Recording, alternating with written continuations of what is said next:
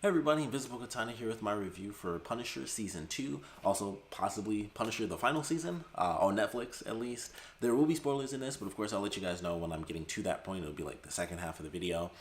As far as the season is concerned, I thought it was really good. I like this season. I'd have to rewatch the first season and really determine whether or not I like the first one more than I like this one.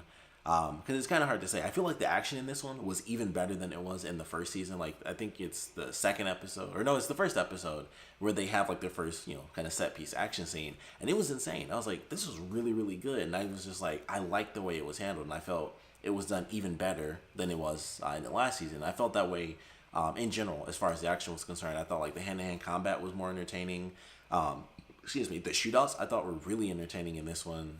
Even though I liked everything from the first season, I thought in this one they kind of just upped the ante and they had even better production for it. Like there's a scene towards the end where Frank is dealing with somebody and it's a shootout scene, and for like basically the entire segment they don't actually involve themselves in hand-to-hand combat because it's just shooting and moving around and they're trying to get each other. And I was like, I like that. I like the idea that sometimes the battles are strictly like, man, I just couldn't get close to that guy and we were just shooting the whole time, and somebody died or somebody, nobody died, something like that. And I thought that was fun. I thought it was cool to watch that for this season. The hand-to-hand stuff is insane, just as gruesome as it was, if not more so actually, than compared to the first season, because I think the first one really only had like two scenes that were insane, and it was the first episode and like the ninth episode when they attacked him inside like their secret base and Frank was there and he like killed a bunch of people.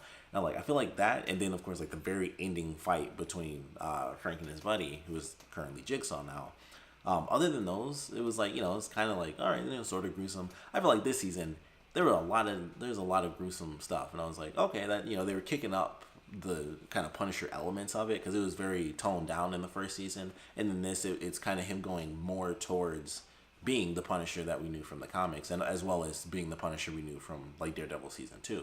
And I like that. I like that idea because the first season I thought they did a great job with the dramatic elements of it, and he wasn't so much the Punisher and stuff like that. He only wears the jacket, towards the very end. And in this, I was like, I feel like he's the Punisher more often, like doing the insane, crazy, gruesome stuff. We see it more in this season, and I like that idea because you want to see more of that, considering it's specifically that character. So I thought he did a good job with that. I like the characters in this season. Micro isn't in it for this season, of course, but they basically replace him with a new female character. Her name is Ashley. I thought she was an okay character, not fully like comedic like Micro was, but she has her funny moments. She has a lot of dumb moments. She's annoying in the beginning, where she's the character where you're just like, you just can't even bother trying to just do things right, do things the right way, or answer some questions after this guy saves your life, and you want to act like, I don't know what's happening. And she does that for so long, it was just super annoying, where she's just like, I just don't know what's happening. Like, she spent like maybe the first 4 or 5 hours of this season is her just being like, I don't know what's happening, and she was just lying the whole time. It was just like, it's kind of annoying. It's like, at this point, who are you helping? Like, all she was trying to do was like escape, and that's not really a spoiler. It's just like, just be prepared for that if you haven't watched it yet, and if you're in the beginning, that kind of carries out into a point where eventually it changes to an extent. She's still that character pretty much through the whole season, but she does get significantly less annoying once they get to a certain point, and it's like, okay, she's at least stopped being this annoying, like this level of annoying. It's dropped down a notch. So I was like, okay, you like her more towards the end of the season, but she's an okay character, very interesting. And just the way it's handled, her relationship with Frank, I thought was well done, and just how it kind of builds up over the season. It's like, okay, yeah, it's kind of fun to see it play out. And they do some things where they call out elements of his character, and it's like, cool. It's called out early on too, and then there's elements of other characters, which I talk about in the spoiler section, where they call that out too, and it's like, all right, that's fun to see. Villain-wise, we do have two villains. Jigsaw makes his return. I totally can't remember his actual name anymore, but Russo, Billy Russo, that it is. So Russo, of course, makes his return as Jigsaw, and then we have, I believe the guy's name is like John Pilgrim, is like the other dude. They're both good, definitely entertaining. Jigsaw I thought was surprisingly entertaining, because I didn't know what route they were going to take. I thought he was going to be the bad guy, where it's like, Frank did this to me, and now, that I survived, I can make my escape. And he's just a broken dude who's insane. And it's kind of fun to watch that play out, where it's like, all right, well, how much insanity is real and how much of him does remember, what's he faking and what's real is kind of the question they throw at you in the very beginning of it. And you don't really know 100% who's right and who's wrong, because a couple of people make their guesses. And of course you have Dina Madani, and she's like, she hates Russo for the relationship they had, and then naturally he tried to blow her brains out and she survived. So she hates the guy.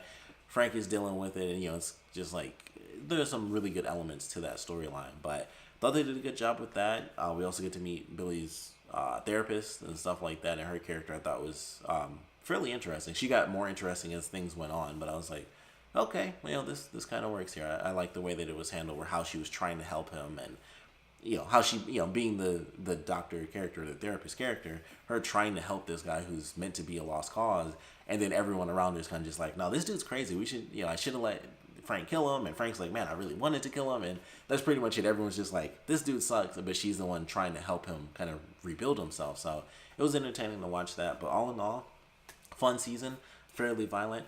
Had their slight references, as they do. It's like, all right, here's a slight reference to this thing that happened within the Marvel Netflix Marvel universe, and then that's pretty much it. So you got their simple stuff, and the way it ends I thought was entertaining too. But all in all, definitely a fun season. It's hard to say if I like this one more. I felt like I enjoyed it a bit more solely based on the fact that I felt Punisher was more Punisher in this, where there's more of him going crazy, fighting a bunch of people and killing everybody, which is kind of what you want from the Punisher. Even though I love the first season, I love what they did with it. I did like the fact that we had more of those crazy big action sequences, because I felt like that's, with it being the Punisher, that's kind of what you want. And I felt like they were done at a fairly decent pace. And then some of the other characters also do stuff, so it's not just Frank. You have sequences from other characters doing insanely crazy violent things too. But really good second season. We'll see if it's a really good final season for Netflix, because we don't know.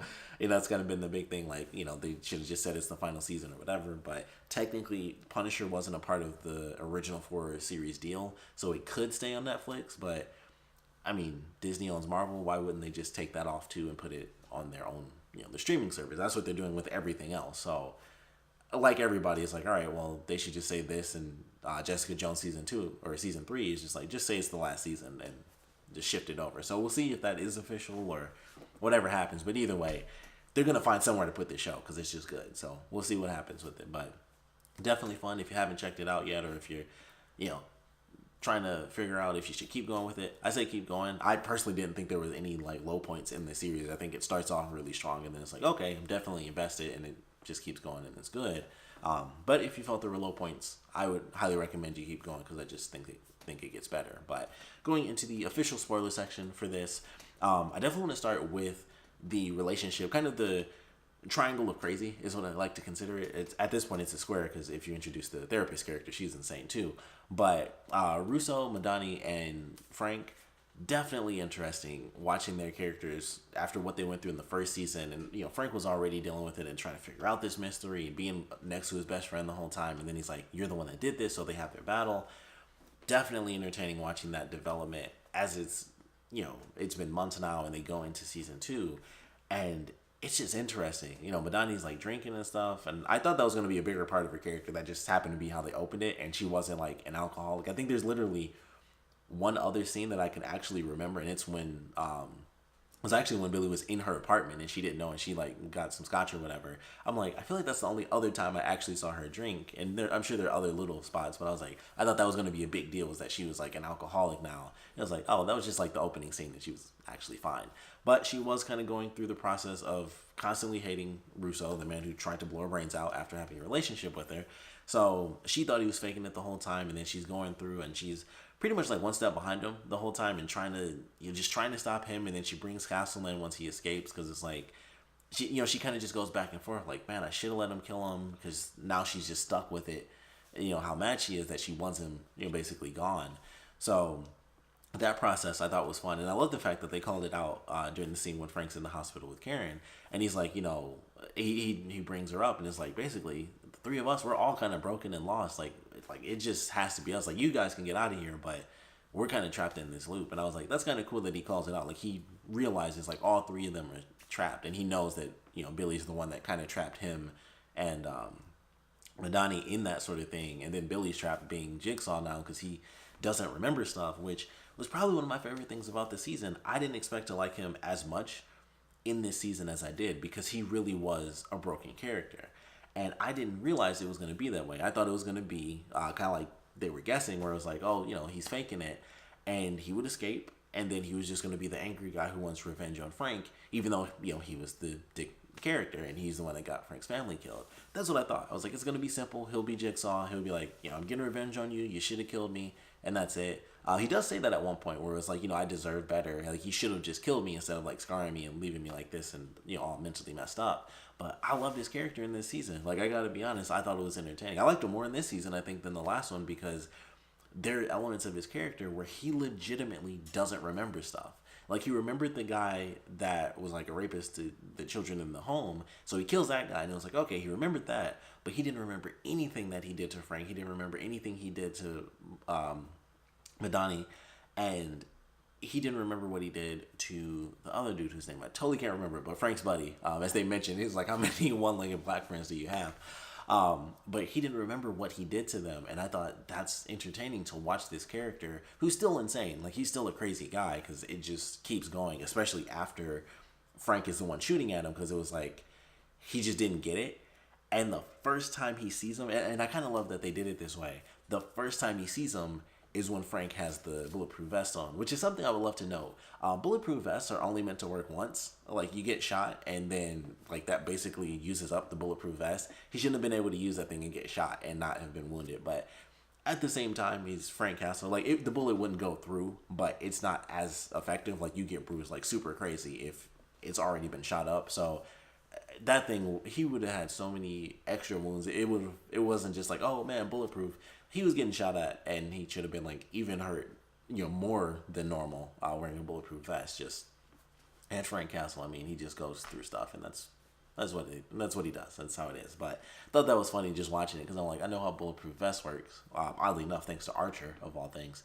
But it was just funny watching that where I'm like, he's just getting shot up, sometimes at point blank range or from different angles, and I'm like, that just shouldn't be working because it's already been shot up and stuff. It's not as useful anymore. But it was funny. But during the scene when he does first show up, and they rob the place and everything, that's the first time Billy sees him, and it's with the vest on and the skull, and it's like he's just frozen in place. Like, what is this? Like, what in the world is happening? And it's his friend coming at him, and that's the skull coming at him, and he didn't realize that it was Frank the whole time that he was constantly dreaming of. So I love that scene where, he talks about it afterwards where he's just messed up. Like, I know, like, he's saying, like, I know up here, but not in here. He's still, like, my brother pretty much. So I love that element of his character for this season. I actually thought it was really entertaining that he just didn't get it. And he was still crazy, but all he was doing was trying to get answers from everybody. Like, everyone's freaking out and, trying to, kind of wants him dead. But every time he shows up, it's like,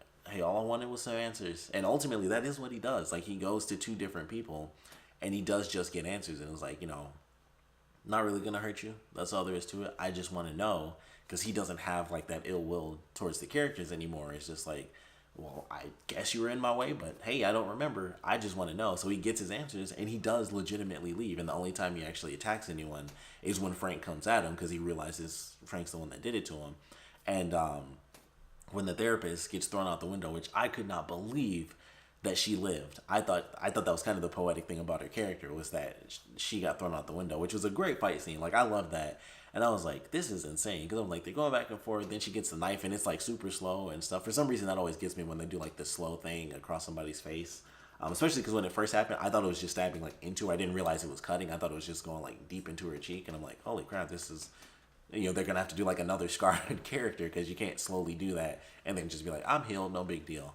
But she gets the knife on her hand, and they're spinning around. And I was like, is she going to go out this window? And then she just, boom, she flies out the window. And I was like, well, that's a poetic death. And then they're like, yeah, she lived. And I was like, what the F? So she's alive, and I assume that she'll be some character, going into the next season. But she was crazy too. And I was just like, she's fallen in love with this broken guy because she wants to save him. And then she's like, I know how to break Frank.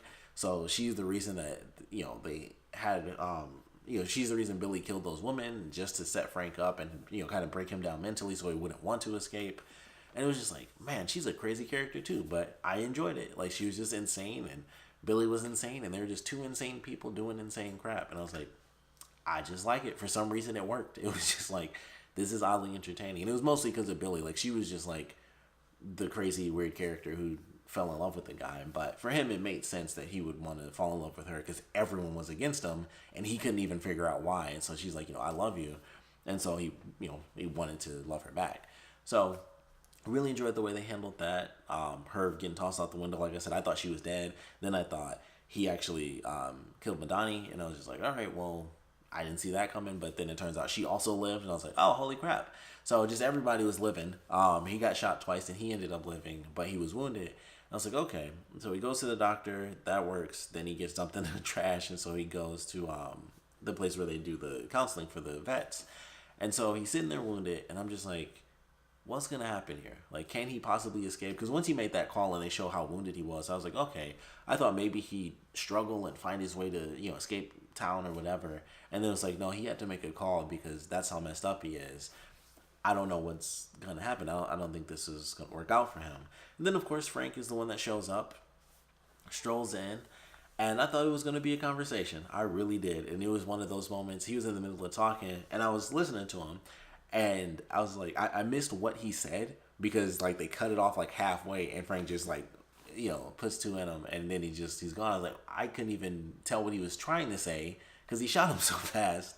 So it was just a crazy moment where I was like, I was like, wow, they, like, and I think for that split second, because I think the music does come back on as Frank is walking away. Before that split second, the music cuts out, and it's like as he's pulling the trigger, just like boom, boom, the music is gone, and then it comes back, as he's walking out the door.